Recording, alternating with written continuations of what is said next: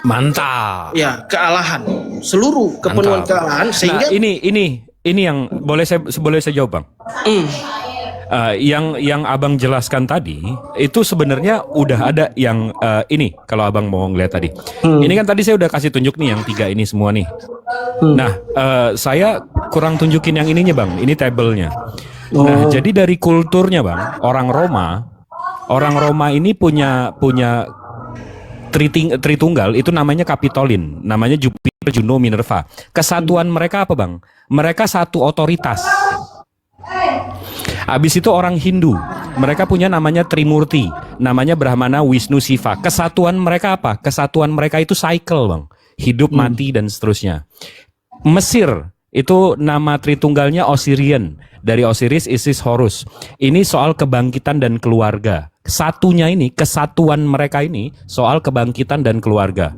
Sumeria itu prinsipal, Anu, Enli, Enki, itu mereka natural, Bang. Kesatuannya natural. Nah, giliran abang ke Kristenan, Trinitas, itu dari Bapa, Anak, dan Hantu Suci, itu kesatuannya dari substansi, dari hakikat. Nah, jadi memang konsep atau tema Tritunggal ini dari semua agama ini harus disatukan oleh satu tema, Bang. Oleh satu tema. Nah, jadi memang sementara yang nabi-nabi ajarkan, Bang, semua nabi ini menyembah nggak pakai perantara, Bang.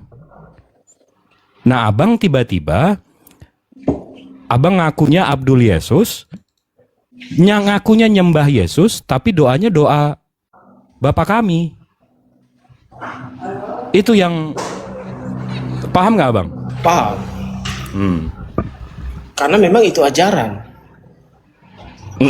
Beda kalau bukan suatu ajaran. Maksudnya kalau Yesus pun tidak mengajarkan bahwa doa Bapa kami. Jadi kalau itu pun bukan sebuah ajaran, Yesus sendiri tidak mengajarkan, maka kami tidak akan melakukan itu. Tidak akan setiap minggu berdoa. Di doa Bapa kami itu ada Yesusnya nggak, Bang? Gimana? Di doa Bapa kami itu ada Yesusnya nggak? Secara ini memang tidak menunjuk kepada dia. Nah, jadi Yesus sendiri mengajarkan untuk doa sama Bapaknya, bukan nama dia. Betul nggak, Bang? Cocok. Nah, kenapa abang nyembah dia, bukan nyembah Bapaknya? Kalau mau dibilang kenapa saya menyembah dia, bukan Bapaknya. ini masalah itu akan masuk kepada masalah iman sudah, ya kan? Ya kan, orang akan masuk kepada masalah iman. Bukan berarti kalau bilang gini, kenapa menyembah dia? Ya orang Kristen menyembah dia. Iya, nggak ada masalah juga. Abang mau nyembah sapi kayak orang di India juga nggak ada masalah kan, sama-sama berhala kan. Cuman tapi kan, maksud aku kalau mau di apa pola pikirnya, saya rasa dengan penjelasan saya tadi menganggap bahwa artinya di dalam Kolose 2 ayat 9 tadi ya, di dalam Yesus itu sendiri, di dalam kemanusiaan itu Yesus berdiam ke seluruh kealahan, menunjuk kepada pekerjaannya. Artinya bahwa ada Bapa, ada Bapa sebagai perencana, Anak sebagai pelaksana, Roh Kudus sebagai penyempurna. Jadi ini udah ada Bang Zuma nih. Abang silakan, Bang. Bang Zuma, aku izin moderator di bawah ya. Bang Zuma, aku ndak lama. Assalamualaikum warahmatullahi wabarakatuh. Paling sebentar aku juga keluar. Paling sering-sering sedikit ya, Bang Zuma. Assalamualaikum, Bang Zuma.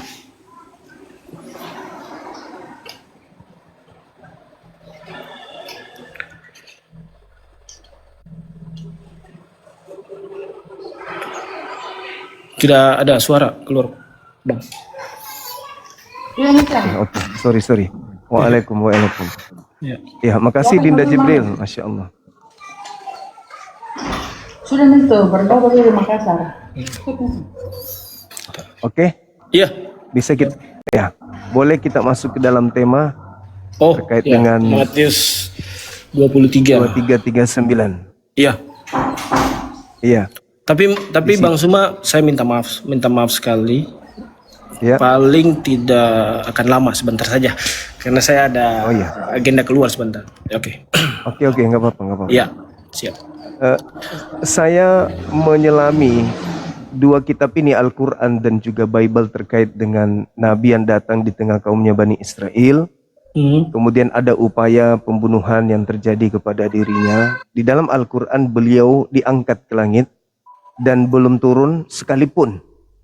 Dalam bentuk cahaya, dalam bentuk suara atau apapun itu, beliau nanti datang ketika datang membawa tanda akhir zaman. Al-Quran surah As-Zukhruf ayat 61. Nah, rupa-rupanya Yesus pernah berpesan di data Matius itu. Mulai sekarang engkau tidak akan melihat aku lagi, sampai engkau berkata, diberkatilah dia yang datang dalam nama Tuhan. Artinya gini, artinya ketika orang-orang yang mengaku kedatangan Yesus, berjumpa dengan Yesus, tetapi mereka tidak menyambutnya dengan ungkapan yang Yesus berikan sebagai tanda atau simbol kedatangan beliau, berarti mereka bukan bertemu Yesus, namun bertemu dengan penyesat yang mengaku Yesus. Sesuai dengan pernyataan Yesus di Matius 24, waspadalah agar kalian jangan disesatkan, sebab akan datang banyak penyesat memakai nama aku dan berkata, akulah Kristus, mereka akan menyesatkan banyak orang. Analisa saya, ketika ada yang datang kepada Paulus mengaku Yesus, Paulus tidak mengatakan diberkatilah engkau yang datang dalam nama Tuhan. Berarti yang datang kepada Paulus itu bukan Yesus. Karena Yesus sendiri mengatakan, engkau tidak akan melihat aku lagi, sampai engkau berkata, diberkatilah dia yang datang dalam nama Tuhan. Gimana menurut saudara? Silakan. Kalau kita melihat konteks ayat Bang Suma, jadi dalam Matius 23 ayat 39 ini dikatakan, mulai sekarang kamu tidak akan melihat aku lagi hingga kamu berkata, diberkatilah dia yang datang dalam nama Tuhan. Memang saya mengikuti juga tadi bahwa secara artinya tidak ada dalam pengungkapan Alkitab mengatakan bahwa Paulus ini bertemu dengan satu pribadi, ya kan, yang datang lalu mengatakan diberkatilah dalam nama Tuhan. Cuman kan kalau kita berpikir secara pola pikir ya, secara pribadi juga saya berpikir bahwa apakah harus seperti itu, ya kan? Kita memahami bahwa oh ya, Yesus itu dia akan datang dengan menyebut kata seperti itu. Memang secara ini di Alkitab tidak ada yang mengatakan bahwa Paulus ini bertemu dengan orang yang menyebut diberkatilah dia yang datang dalam nama Tuhan. Tidak ada memang. Saya membaca dalam Alkitab. Iya. Berarti kalau saya sebagai Muslim nih mencoba untuk jeli melihat ini dan menjadikan Al-Quran sebagai pedoman dalam beragama. Ketika Nabi Isa diangkat ke langit, lalu kemudian beliau datang untuk yang kedua kalinya menyatakan akhir zaman. Artinya Yesus memberikan sinyal kuat. Ada dua yang datang setelah dia. Yang pertama adalah dirinya sendiri yang disambut dengan pemberkatan yang tadi. Yang kedua adalah Yesus yang bukan dirinya tetapi memakai nama Yesus, fungsinya untuk menyesatkan banyak orang. Ya. Matius 24 nomor 4, nomor 5, nomor 24, Lukas 21 nomor 8. Akan datang penyesat memakai namanya, fungsi dia datang adalah menyesatkan banyak orang. Saya melihat pola yang ada, bahwasanya di muka bumi ini ada orang yang mengaku sebagai pengikut Kristus. Banyak orang. Sedangkan Kristus palsu datang untuk menyesatkan banyak orang. Manifestasi dari keadaan itu adalah bahwa Yahudi masih Yahudi hari ini. Kristen juga tetap Kristen hari ini. Dua keyakinan yang berbeda dan mengatakan sumber yang sama. Artinya bahwa ketika Yesus mengatakan waspadalah kepada serigala yang datang menyamar domba, yang menjadi permasalahan Yahudi nyamar Yahudi atau Kristen yang nyamar Yahudi. Kalau mau dikatakan, ya silakan. Kalau mau dikatakan seperti itu sebenarnya pemahamannya berbeda, Bang Suma. Artinya kalau kita mau bilang Yahudi nyamar Yahudi atau Kristen nyamar Kristen, memang Yesus pernah berkata, ya, waspadalah terhadap akan banyak penyesat-penyesat kan, akan banyak penyesat-penyesat yang akan datang. Tapi Yesus menunjuk kepada antikristus. Nah, bagus. Ya. Antikristus itu kalau kita lihat dalam 2 Yohanes 1 nomor 7 adalah dia yang pergi ke seluruh dunia yang tidak mengaku Yesus datang sebagai manusia. Itu poin. Itulah antikristusnya, itulah penyesatnya. Nah, kalau kita membaca Galatia 1 nomor 11, nomor 12, Paulus dengan lantang mengatakan, aku menerima Injil bukan dari manusia, bukan manusia yang memberikan padaku Injil, tetapi Yesus. Nah, berarti dengan kata lain, dia mengatakan bahwa yang datang kepadanya ini bukan manusia, tetapi Yesus. Nah, antikristus itu pergi ke seluruh dunia, tidak mengaku Yesus sebagai manusia, datang sebagai manusia. Paulus ditanya, Paulus, apakah yang datang kepadamu manusia? Bukan. Siapa namanya? Yesus. Nah, dia tidak mengaku Yesus datang sebagai manusia. Kena dia di situ. Ditambah lagi, kata Yesusnya sendiri, engkau tidak akan melihat aku lagi. Sehingga engkau akan berkata, diberkatilah dia yang datang dalam nama Tuhan. Nah, sekarang ketika ada datang kepada Paulus mengaku Yesus, siapakah engkau Tuhan?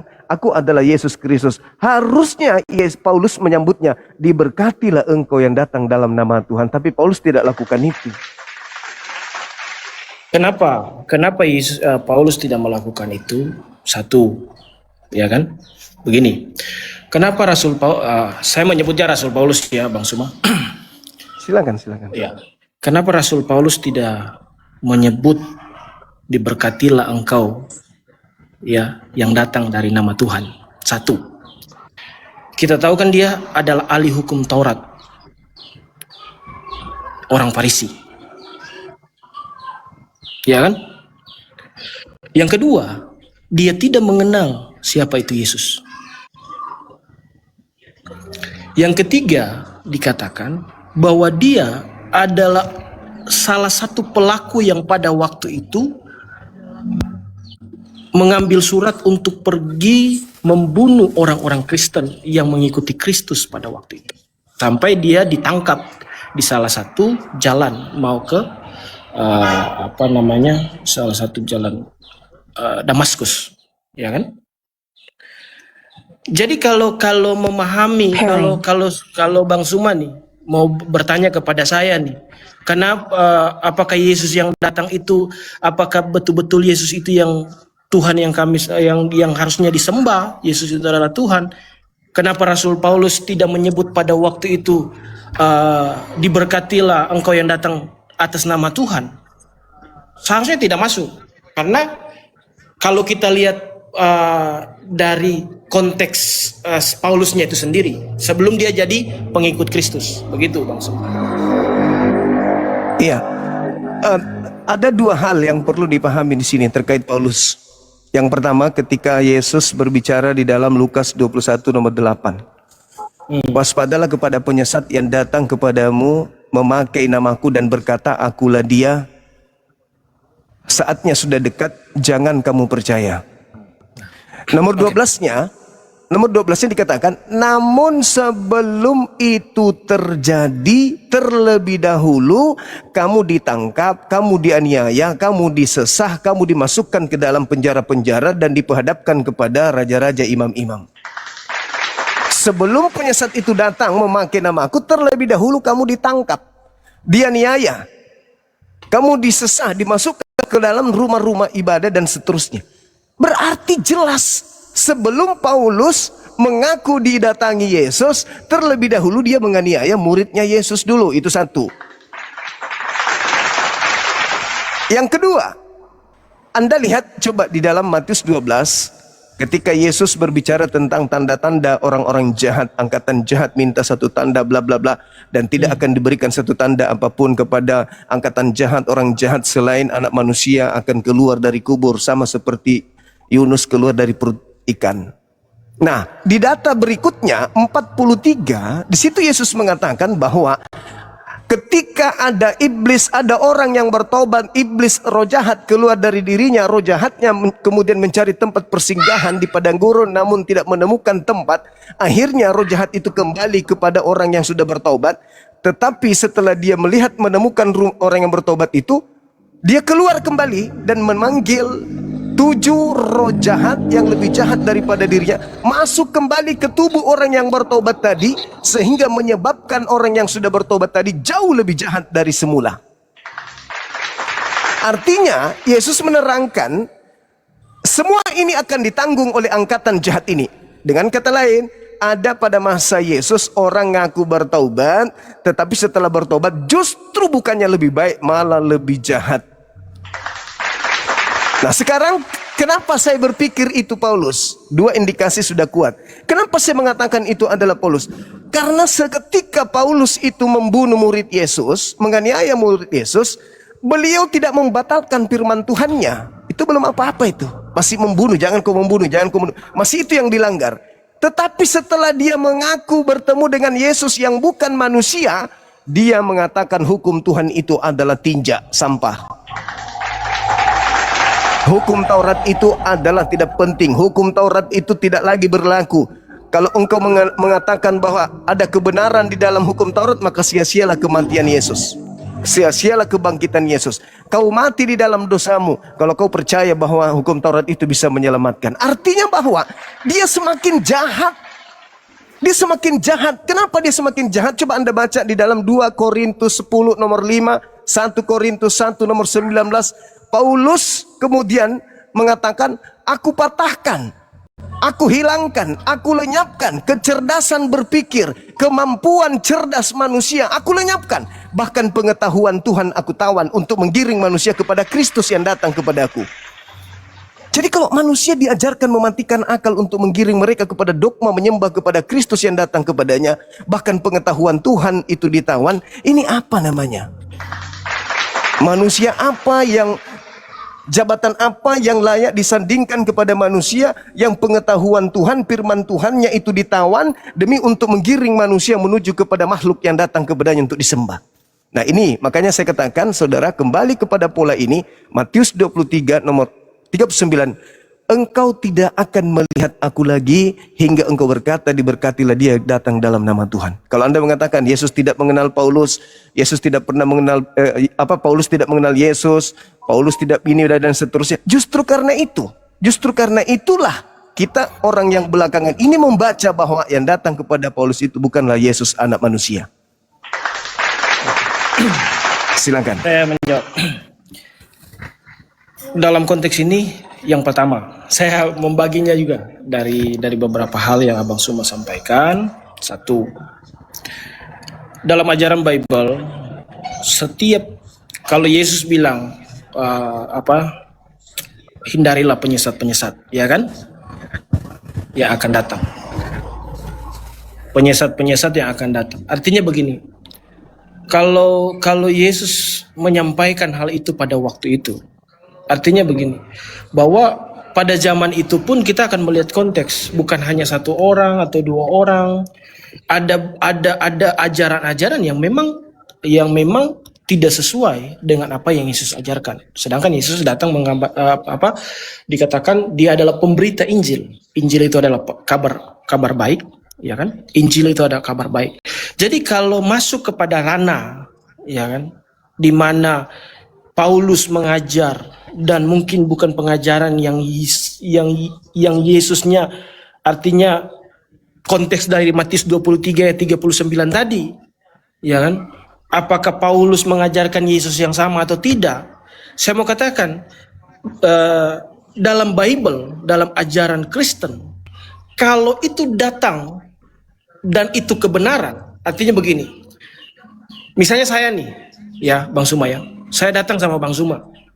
Saya mengajar sesuatu yang tidak sesuai. Misalnya, nanti kita mencurilah di sana ya, atau kita inilah.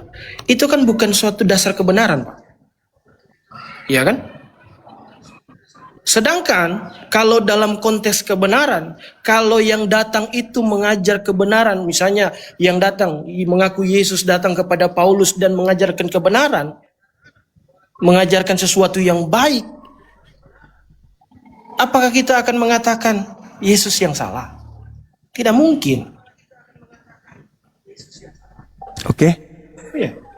Kalau misalnya misalnya Yesus yang datang pada Paulus pada waktu itu, ya kan, tidak membutakan matanya, lalu dia bilang pergilah, pergi, bunuh saja, ya kan, bunuh saja.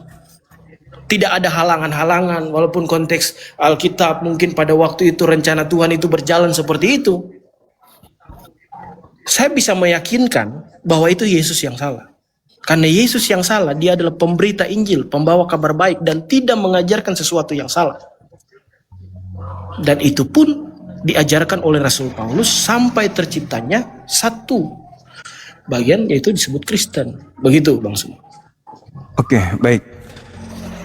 Jadi yang pertama yang harus dipahami di sini, utamanya teman-teman yang di dalam melakukan pendalaman tentang kajian-kajian kristenisasi atau kristologi, termasuk juga islamologi. Kita harus mendudukkan perkara. Kerangka berpikirnya jelas. Islam tak ada pada saat Yesus mengajar, Kristen pun tak ada pada saat Yesus mengajar, penulis Bible tak ada di situ, penulis Al-Quran pun tak ada di sana. Biarkan Yesus mengalir dengan keadaan secara histori bagi kita, bahwa Yesus mengajarkan step by step kepada pengikutnya Bani Israel. Para penulis belum datang, Nabi Muhammad belum dilahirkan, Islam juga belum disempurnakan, Kristen juga belum ada. Apa yang muncul kemudian? Yesus mengajar mengalir begitu saja kepada kaumnya, bla bla bla bla bla bla bla. Lalu kemudian kita datang, Kristen datang, Islam datang, memberikan sebuah nilai. Kristen polanya mengambil catatan-catatan orang yang mengumpulkan berita-berita tentang kisah-kisah peristiwa-peristiwa yang terjadi antara Yesus dengan muridnya. Apesnya di mana? Ketika orang itu menulis sesuai dengan hasil penyelidikannya, lalu Yesus berkata kepada mereka, janganlah engkau bla bla bla bla bla bla bla. Kita yang membaca buku orang yang tidak ada berkesinambungan secara histori dengan Yesus, seakan-akan pada saat kita membaca buku ini, kita seakan-akan merasakan bahwa Yesus sedang berbicara dengan kita. Celakanya itu di situ. Seakan-akan Yesus, aku akan pergi ke rumah Bapa dan akan menyediakan tempat bagimu dan aku akan datang kepadamu. Kita yang membaca buku ini seakan-akan Yesus pergi untuk kita. Salahnya orang Kristen itu di situ. Nah, lalu kemudian dibalik daripada itu semua, ketika Paulus mengajarkan sesuatu yang nyata-nyata bertentangan dengan ajaran Yesus, saudara Kristen tidak bisa membentangkan benang merah pemisah antara Yesus dengan muridnya, Paulus dengan pengikutnya. Contoh, ketika Yesus berkata kepada murid-muridnya nih, dalam Matius 5 nomor 19, lagi-lagi kita harus mendudukkan penulis Matius untuk menjadikan perkara ini adalah sesuatu yang terpisah dengan ajaran Paulus. Apa kata Paulus? Apa kata Yesus? Nomor 17-nya, jangan kau menyangka aku datang meniadakan hukum Taurat. Aku datang bukan meniadakan tetapi untuk menggenapi. Bahwa tidak akan lenyap setitik pun dari hukum Taurat sebelum langit dan bumi lenyap. Barang siapa yang meniadakan Taurat, meskipun yang paling terkecil, lalu mengajarkan kepada orang lain, maka dia akan menempati tempat terhina dalam kerajaan langit. Titik. Detik, menit, jam, hari, Paulus muncul. Mulai dia berkarya di tahun 48 Masehi. Mengaku bertemu dengan Yesus, bla bla bla bla bla bla bla bla. Lalu mengajarkan kemudian di dalam Galatia 2 nomor 16, tidak ada orang yang dibenarkan karena menjalankan hukum Taurat. Kristen belum ada di sini. Kristen belum ada. Baru tokoh. Pertama Yesus sebagai tokoh Bani Israel, kemudian Paulus sebagai tokoh Kristiani. Kristen belum berdiri. Ketika Yesus mengatakan barang siapa yang menghilangkan, meniadakan, membatalkan setitik dari hukum Taurat dan mengajarkan kepada orang lain meskipun yang paling terkecil, maka dia akan menempati tempat terhina alias neraka. Titik. Kita tutup buku di situ. Beberapa puluh tahun kemudian Paulus muncul berkata, tidak ada orang yang dibenarkan karena menjalankan hukum Taurat.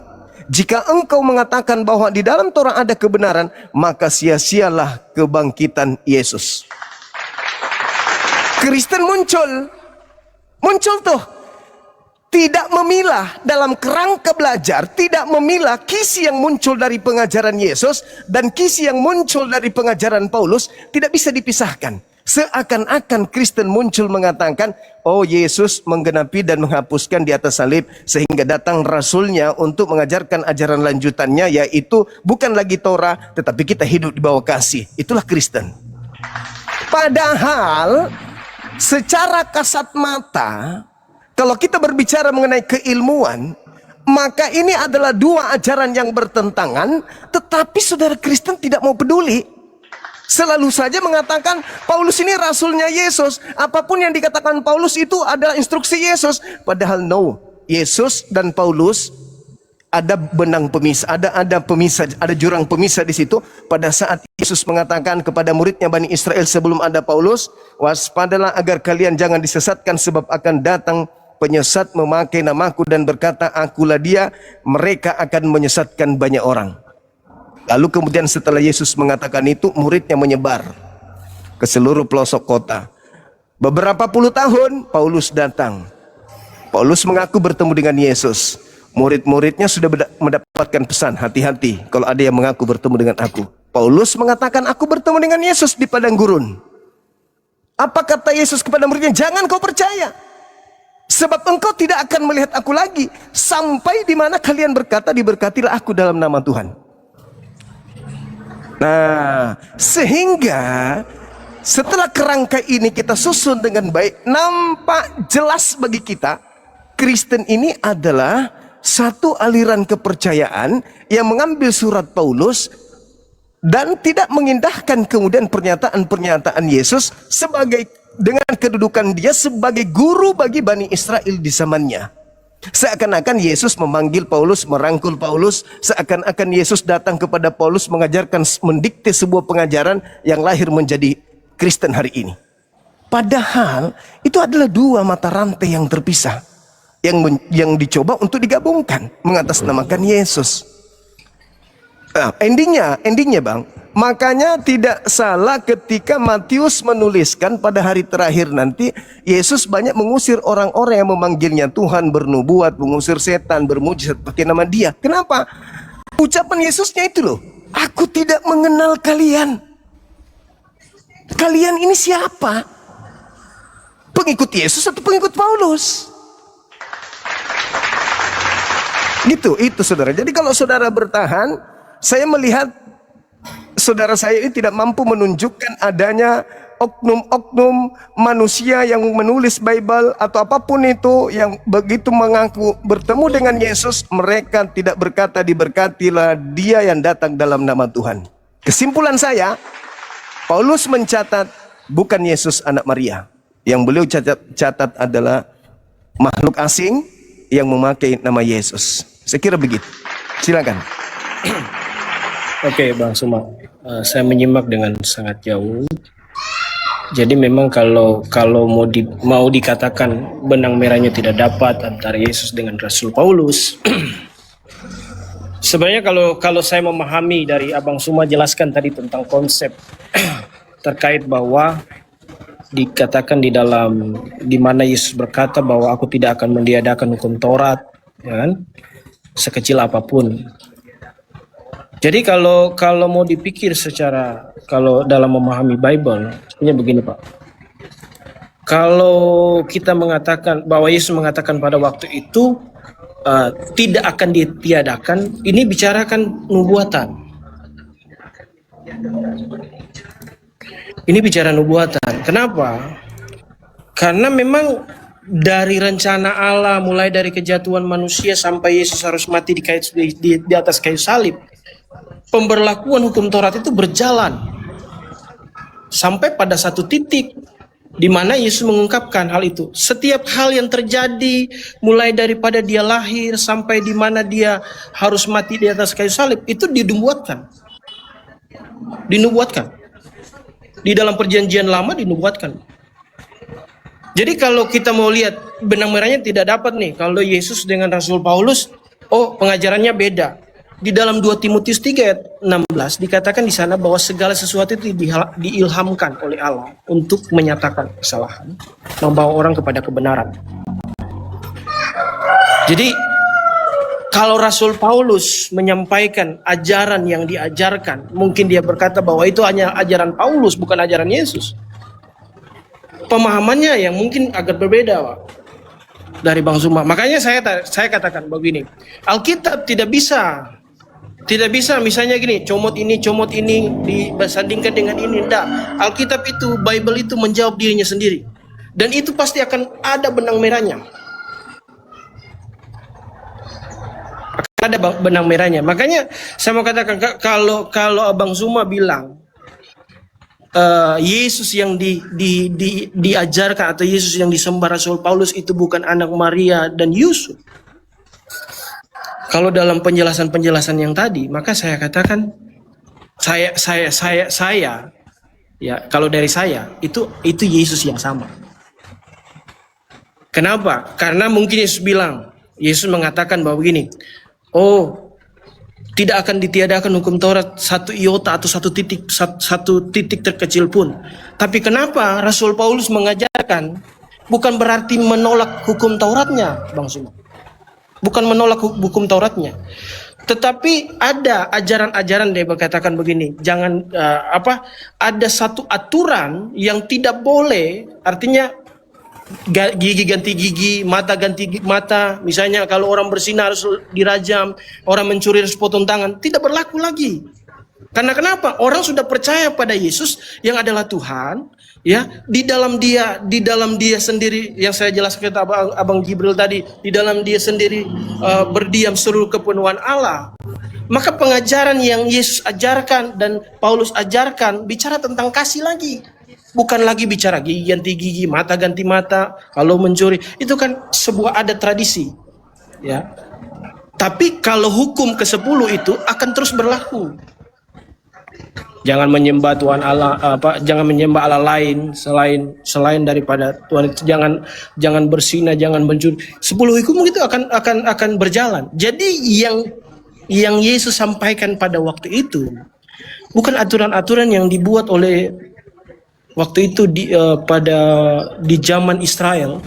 Nabi Musa membuatkan aturan-aturan begitu banyak, tetapi hukum ke-10 itulah yang dimaksud Yesus itu. Jangan satu titik atau satu iota pun ya ditiadakan.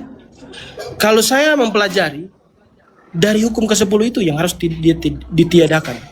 Tapi kalau hukum ada kan hukum lahiriah. Ya kan? Ada kan hukum yang betul-betul yang artinya kalau dilihat dari sejarah ya.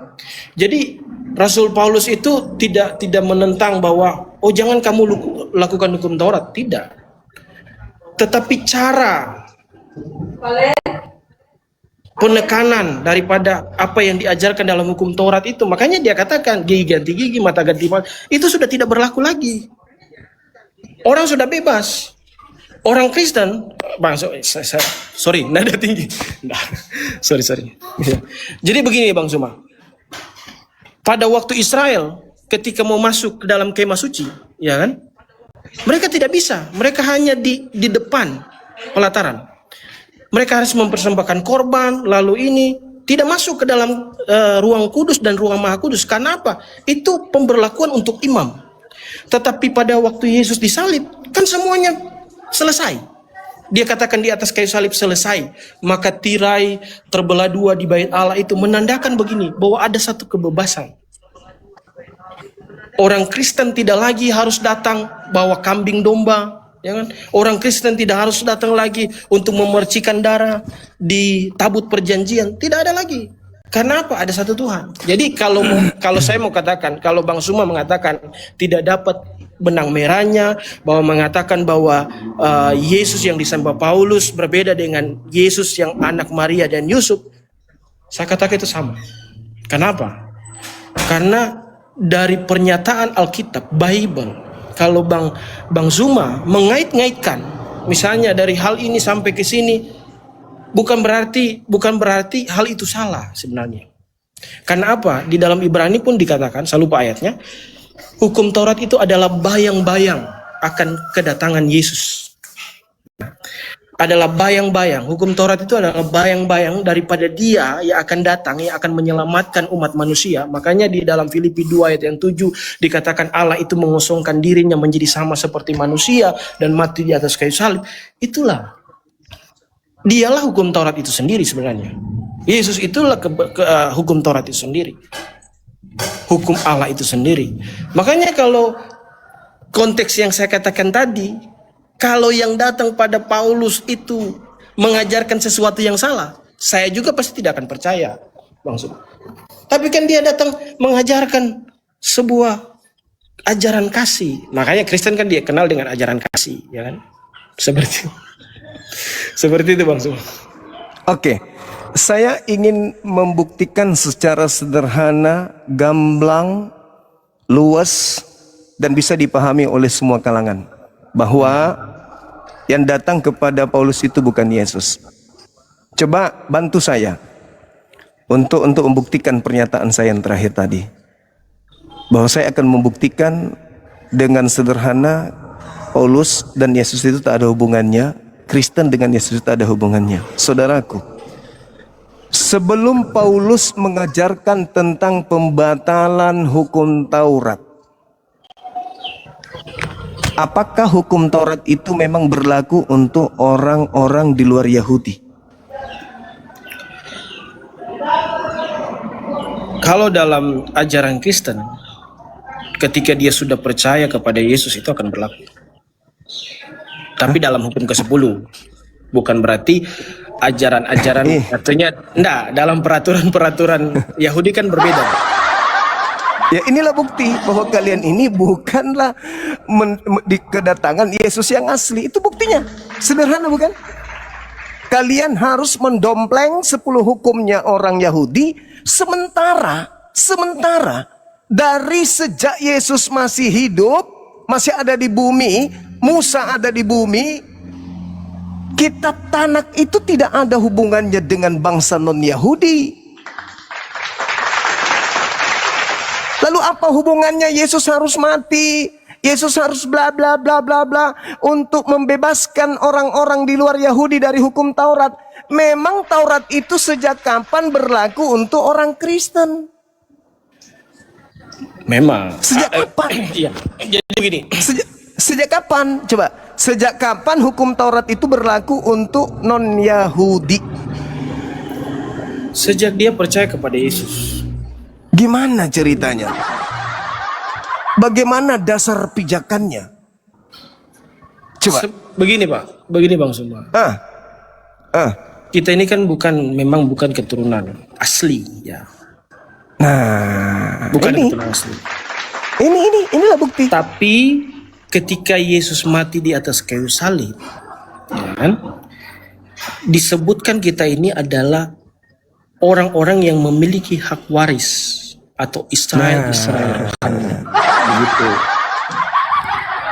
Inilah yang jadi masalah. Klaim sepihak. Kalau hari ini Kristen makan babi, Kristen makan apapun, Kristen tidak menyembah siapapun, apakah Kristen dianggap melanggar Taurat? Tidak. Kenapa? Karena Taurat itu tidak berlaku bagi orang Kristen. Hukum Taurat yang datang kepada Bani Israel ya untuk mengikat Bani Israel. Lalu kenapa ada yang mati untuk menebus orang non-Yahudi dari hukum Taurat? Nyambungnya di mana? Kristus telah menebus kita dari kutuk hukum Taurat dengan jalan menjadi kutuk karena kita, sebab ada tertulis, terkutuklah orang yang mati di atas tiang salib. Lah, Yesus ngapain mati untuk kita? Oh, supaya dia membebaskan kita dari Taurat. Memang sejak kapan Taurat itu berlaku untuk kita? Orang Kristen mau makan babi, apakah terhitung dosa? Tidak. Orang Kristen mau menyembah Yesus, apakah terhitung dosa? Tidak.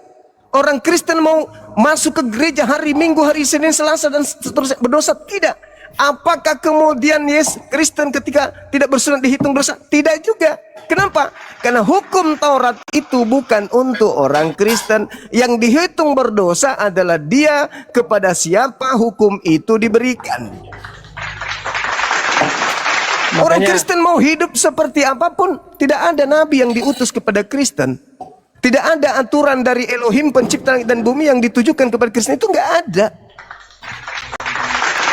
Jadi, ketika Paulus mengajar, Kristus telah menebus kita dari hukum Taurat. Memang sejak kapan kita terbelenggu Taurat? Jadi begini Bang Tidak Suma. ada. Ya, Begini, silakan. Bang Suma. Kalau mau memahami seperti itu begini. Artinya kenapa sampai Kristen itu disebut Israel rohani? Karena dasar daripada Alkitab atau Bible di dalam Efesus 2 ayat 8 mengatakan bahwa Paulus. oleh karena kasih karunia. Paulus, pasti Paulus. Inilah Makanya biang kenapa saya keroknya katakan- itu. Makanya kenapa saya katakan kalau dari awal saya katakan ajaran Paulus itu sesuatu yang salah, saya sendiri pun saya tidak akan mengikuti. Nah, sekarang ada apa Paulus mengikat orang non-Yahudi dengan Taurat? Di mana nyambungnya coba? Taurat itu mengikat Bani Israel. Kenapa Paulus menjual Taurat kepada non-Israel? Nyambungnya di mana? Contoh, Begini. sabar. Begini. Efesus 2:15. Dengan matinya Yesus di atas tiang salib, Yesus telah membatalkan hukum Taurat beserta segala ketetapan perintah yang ada dalamnya. Terus apa hubungannya dengan orang-orang Roma Yunani coba? Taurat masih berlaku sampai hari ini, hubungannya dengan orang Roma Yunani apa? Apa efeknya? Toh hukum-hukum yang ada di dalam kitabnya orang Yahudi bukan mengikat orang Roma Yunani. Apa hubungannya? Hukum-hukum yang ada dalam Taurat tidak mengikat kita orang yang ada di Indonesia.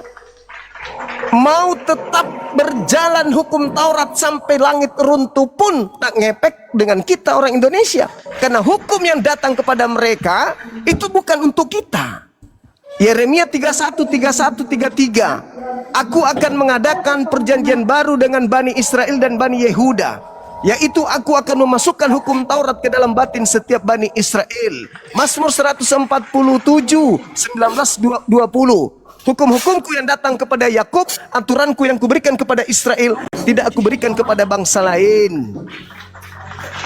Jadi ngapain Paulus ini sibuk? Ngapain Paulus ini sibuk menjual Yesus kepada orang-orang di luar Yahudi? Mereka mau makan babi atau tidak makan babi, mereka mau sunat atau tidak sunat, mau sabat atau tidak sabat, apa hubungannya dengan Taurat? Makanya begini Bang Suma. Saya mengerti, tapi konteksnya begini Pak. Yang dipercaya dulu. Saya Kristen. Ya kan? Saya Kristen. Saya mempercayai Tuhan saya Yesus. Ya kan? Bible. Kalau misalnya Abang Suma bilang ngapain apa urusan daerah Indonesia, oke, nggak masalah. Tapi kan ini bicara tentang siapa yang Kristen. Anda yang Kristen. Cocok. Nah, Siapa terus? yang percaya kepada Bible? Saya percaya Anda kepada yang percaya? Bible. Ya, Oke. ya kan? Terus apa Itu lagi? kan titik temunya di situ. Kalau Nah, kita dan bilang begini, kalau misalnya Nah, saya percaya kepada Yesus yang adalah orang Yahudi, dia ada keturunan orang Yahudi, lalu dia mengajarkan tentang hukum Taurat di dalam Bible, lalu Rasul Paulus mengatakan bukan berarti hukum Taurat itu hilang, tetapi tetap ada pada ajaran orang Kristen itu sendiri. Pasti ada hubungannya atau kaitannya dengan Di orang mana Kristen hubungannya? itu sendiri. Di mana hubungannya Taurat dengan Kristen? Hubungannya di dalam Bible itu sendiri, Bang Suma. Ya enggak, bukan begitu caranya. Kalau Anda terpelajar, Anda pasti bisa menunjukkan data di Bible, khususnya di Perjanjian Lama, Perjanjian Baru milik Yahudi, yang menerangkan bahwa hukum-hukum Tuhan yang datang kepada Bani Israel itu mengikat bangsa lain. Itu tertulis di mana?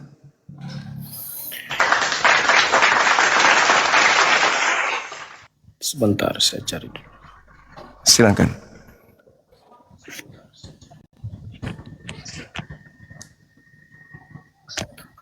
Yang pertama dalam perjanjian lama bicara tentang hukum ke-10 kan.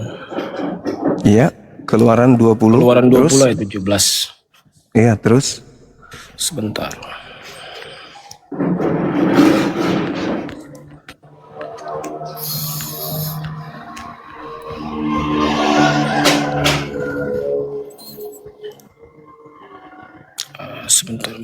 detik ini. Keluaran 20:17.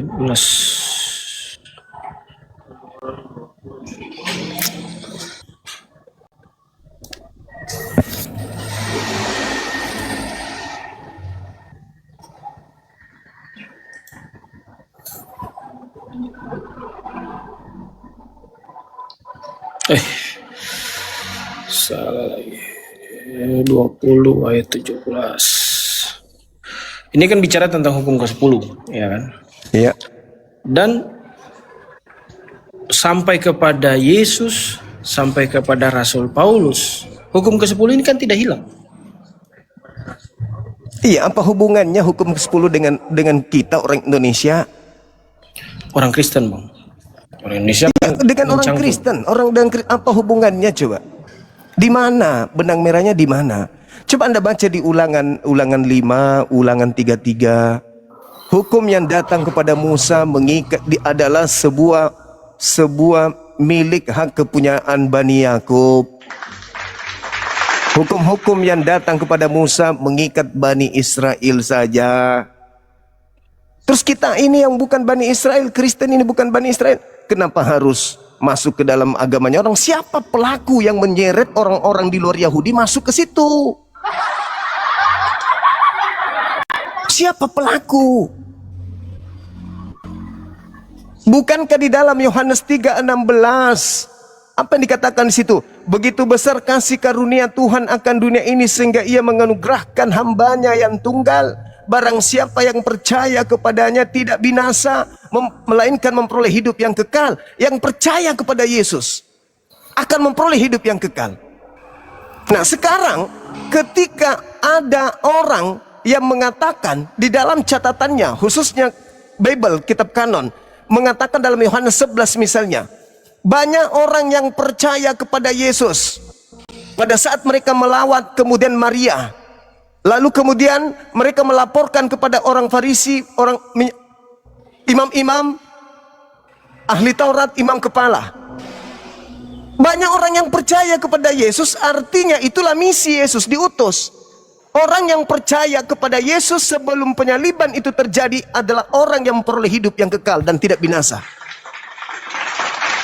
Nah, terus kenapa ada salib? Buat apa salib itu? Buat apa salib itu? Karangan siapa salib ini? Bahwa salib adalah nebus dosa, bla bla bla bla bla bla.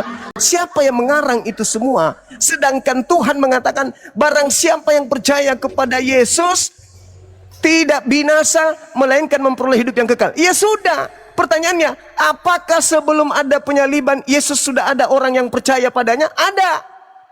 Apa yang dipercayai? Yesus adalah Mesias, Yesus adalah Rasul Tuhan, Yesus adalah utusan Tuhan untuk mengatakan firman kepada mereka. Titik. Kenapa harus dibunuh? Untuk apa dibunuh? Untuk menebus dosa? No. Kita percaya kepada Yesus, dia adalah utusan Tuhan untuk kaumnya Bani Israel. Kita sudah memperoleh hidup yang kekal. Selesai. Kenapa harus ada embel-embel Paulus? Dosa kita ditebus dengan darah Yesus. Hukum Tuhan sudah dihapuskan dengan matinya Yesus. Kita bukan lagi hamba Tuhan. Kita ini adalah anak-anak Tuhan pewaris. Ngapain ada yang kayak gitu? Ngapain? Ngapain harus ada tambah-tambahan kayak gitu? Ngapain? Sementara cukup Yesus dipercaya sebagai rasul utusan Tuhan, orang itu sudah memperoleh hidup yang kekal. Yesus mengatakan Yohanes 17 nomor 3. Apa katanya? Hidup kekal itu adalah mereka mengenal engkau satu-satunya Tuhan yang benar dan mengenal Yesus Kristus yang engkau utus. Cukup mengenal Yesus sebagai rasul untuk Bani Israel, manusia di bumi ini, Islam, Kristen, ateis, Hindu, Buddha, apapun agamanya, jika sudah percaya Yesus hanya utusan Tuhan bagi kaum Bani Israel, maka memperoleh hidup yang kekal. Titik. Gak perlu ada sandiwara salib, dosa ditebus, Taurat sudah dibatalkan, bla bla bla. Itu sandiwara yang didatangkan oleh makhluk asing yang mengatasnamakan Yesus, padahal bukan Yesus. Begitu saudaraku, silakan. Ya, terima kasih Bang Suma. Kalau misalnya kita katakan bahwa kenapa harus ada salib, kenapa harus menebus dosa, karena pada dasarnya memang manusia ini berdosa, ya kan? Kata siapa? Paulus. Paulus lagi. Tidak. Paulus. Kalau dalam Tidak perjanjian ada. lama pun Tidak dikatakan ada. Tidak ada. Tunjukkan saya dalilnya. pada Tidak ada, waktu saudaraku. Adam dan Hawa jatuh dalam dosa. Pada saat Adam jatuh di dalam dosa, apakah dia dikutuk? Baca Ibrani, Memang baca tidak. Kejadian 5. Tidak dikutuk. Tidak dikutuk. Kejadian 5 nomor 2 Anda baca, Kejadian 1 nomor 28. Adam, Hawa, anak-anaknya laki perempuan diberkati olehku. Cocok. Diberkati. Terus mana dosanya? Manusianya Mana dosanya? tidak terkutuk. Dosanya yang terkutuk. Terus mana dosa Adam? Mana Makanya dosa begini, kalau mau bilang dosa Adam, harusnya mana? mereka tidak masuk ke dalam sebuah kematian. Adam?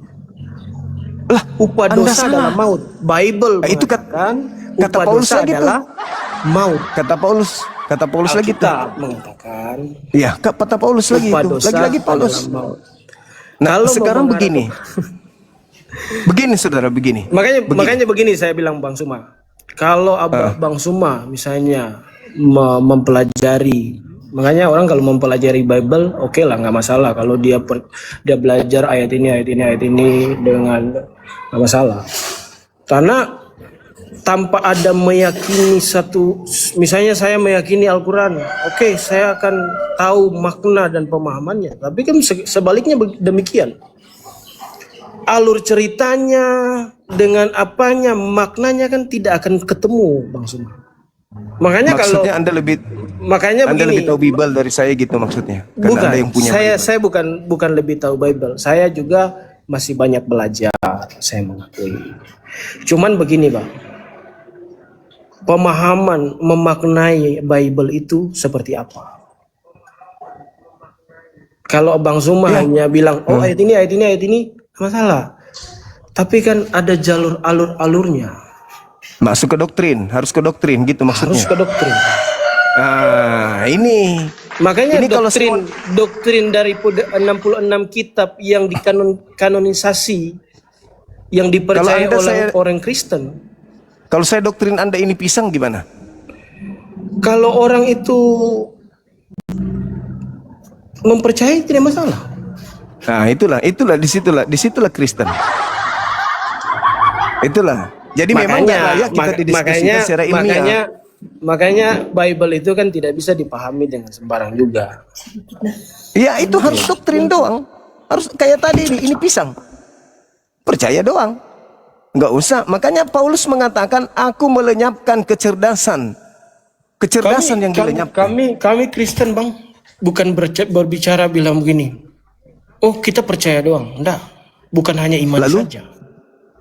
Lalu Kita selain iman itu, bukan juga mengerjakan. Artinya begini, sebuah penebusan yang dilakukan oleh Yesus di atas kayu salib bukan berarti oleh karena penebusan atau karya salib itu sendiri kita sudah selamat.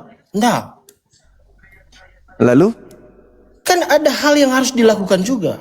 Bukan berarti usaha saya. Artinya begini, bukan berarti saya berusaha, karena memang seperti ayat yang saya katakan tadi, Efesus 2 ayat 8 toh, karena kasih karunia nih saya diselamatkan nih, ya toh. Jadi memang karena saya bukan orang Israel, seharusnya orang Israel yang diselamatkan, orang Yahudi yang harus diselamatkan, cuman karena mereka tidak percaya sehingga saya menerima selamat. Itulah dasar kasih karunia. Oke, baik, saya terima. Coba Anda narasikan di saya berdasarkan data Paulus in the gang mengajar rabi-rabi Yahudi penatua untuk mengakui Yesus Mesias datang ke bumi untuk menebus dosa-dosa bangsa Israel. Di mana Paulus pernah mengajarkan itu, sebagaimana lancarnya agresi pengajaran Paulus kepada orang Roma Yunani dan diterima dirangkul. Di mana Paulus mengajarkan kepada rabi-rabi Yahudi, imam-imam kepala untuk mengatakan dan mempercayai Yesus itu datang mati di atas tiang salib untuk nebus dosa-dosa mereka. Itu di mana Paulus lakukan? Kalau dalam Bible sendiri tidak banyak, artinya bahwa ada. Kalau di dalam Bible itu Rasul Paulus lebih banyak mengajar kepada jemaat-jemaat. Ya, jemaat apa ini? Jemaat mana ini? Yahudi? Di luar Yahudi ada jemaat Galatia, Efesus, Yunani, Jadi Anda salah kalau Anda mengatakan orang Yahudi tidak percaya, karena Paulus tidak pernah mengajarkan orang Yahudi untuk menjadi orang Kristen. Maksudnya maksudnya orang Yahudi pada saat itu tidak percaya kalau Yesus itu Mesias. Sedangkan yang Anda maksud di sini, keselamatan ada di Kristen. Setelah datang kepada Yahudi mereka tidak percaya, maka selamatlah Kristen ini. Permasalahannya sekarang, siapa tokoh dari Kristen yang datang mengobrak-abrik orang Yahudi untuk mengajarkan mereka menjadi Kristen? Siapa? Anda? Tidak ada. Paulus malah mengatakan Galatia 1 nomor 15, aku diutus untuk orang-orang non-Yahudi. Betul. Galatia 2 nomor 8, aku diutus untuk orang-orang yang tidak bersunat. Kenapa Paulus tidak mengajarkan agama Kristen kepada orang Yahudi? Rabi-rabi Yahudi, kenapa? Apa alasannya? Satu dasarnya karena mereka tidak percaya bahwa Yesus itu adalah Tuhan. Bukan tidak percaya, karena manusia turun ke bumi, Tuhan turun ke bumi menjadi manusia, Tuhan menjadi manusia, itu tidak akan mungkin masuk dalam konsep orang Yahudi. Tapi kalau orang Roma, orang Yunani, sedap rasanya, langsung diterima. Makanya jangankan mengajar orang Yahudi menjadi Kristen. Anda baca Kisah Para Rasul 21 nomor 15 sampai nomor 26, Paulus setelah mengajarkan agama Kristen kembali ke Yerusalem, justru dia bertaubat dari agama Kristen. Baca itu dalil. Ketika dia setelah datang keliling sampai ke Kiliki, sampai ke Roma, mengajar kemudian orang-orang di sana untuk menjadi Kristen, begitu kembali ke tempat dia di Yerusalem, dia bertobat, meninggalkan agama yang mengajarkan makan segala sesuatunya, meninggalkan ajaran yang tidak bersunat itu. Bertaubat dia bertobat, dia mentahirkan diri dan mempersembahkan persembahan di bait suci. Berarti Paulus bertobat dari mengajarkan agama Kristen. Itu satu. Yang kedua, mungkin setelah ini adik ini bisa baca, saudara bisa baca di dalam Roma 7. Anda baca di Roma 7, di situ datanya sampai nomor 48, bagaimana Paulus mengatakan bahwa di dalam tubuh Paulus itu ada dua yang bekerja. Di dalam tubuhnya. Yang pertama adalah akal, firman Tuhan. Yang kedua adalah kuasa dosa. Jadi kuasa Tuhan dan kuasa dosa bekerja di dalam diri Paulus. Dan yang menguasai sehingga Paulus bekerja menjadi rasul bukan hukum Tuhan, tetapi hukum dosa. Jadi hukum dosa lah yang membuat Paulus mendirikan sekte yang disebut Nasorios. Coba saudara habis ini baca Roma 7.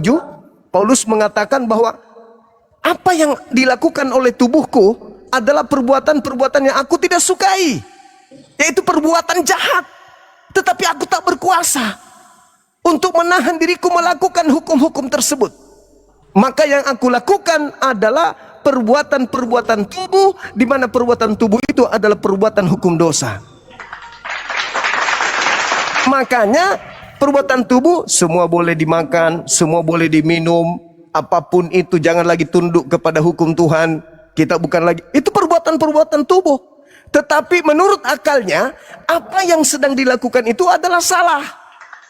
Tetapi mau tidak mau di dalam dirinya ada iblis yang menggocoh dia, sehingga dia harus melakukan itu, yaitu mendirikan agama Kristen ini.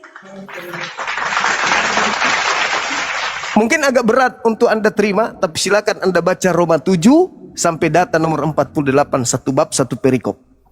Di situ Anda akan melihat dari mana Kristen ini bertumbuh. Dari Paulus. Di dalam diri Paulus ada dua hukum. Hukum Tuhan dan hukum dosa. Hukum Tuhan Taurat. Hukum dosa selain Taurat. Nah, itu dia. Oke, Bang Silakan, Suma. Bung. Oke, sip. Saya sudah terima kasih Bang Suma sudah menaikkan. Sama-sama, saudara. Siap. Kapan-kapan saya naik lagi. Nanti saya coba. Baik. Terima kasih. Assalamualaikum. Makasih. Ya. Waalaikum, saudara, makasih. Nah, inilah contoh orang Kristen yang baik di dalam berdiskusi. Bisa terjadi diskusi itu elegan, bisa kita berkeras dalam berargumen, tapi berdata dan mengakui kelemahan dan kesalahan. Jangan ngotot, karena semakin ngotot, semakin menandakan Anda tidak berilmu. Semakin Anda bersikeras, semakin ngotot, maka Anda semakin kelihatan Anda nggak belajar Bible. Saya 24 jam boleh dibilang makanan saya Bible. Jadi kalau ada yang mengatakan Bible itu tidak bisa dimaknai cuman ayat, lalu saya harus gimana? Doktrin. Dia mengakui, saudara kita mengakui betul. Di Kristen itu harus diperkuat dengan doktrin. Selesai. Bahkan saya katakan kalau ini saya doktrin Anda ini adalah pisang, apa kata beliau? Iya, itu adalah pisang. Udah, selesai. Maka pantaslah mereka masih Kristen karena ya gitu doktrin. Masa ini dibilang pisang? Dan dia iya kan? Iya katanya. Itu adalah pisang. Kalau didoktrin. Nah, bahaya kan? Bahaya. Ini masih dibatasi terus ini. Aduh, banyak kali musuhnya ini. Channel saya ini, akun saya banyak sekali musuhnya. Kasih lagi peringatan lagi. Begitu aja terus. Peringatan terus, dibatasin. Oke, semangat siang. Selamat siang.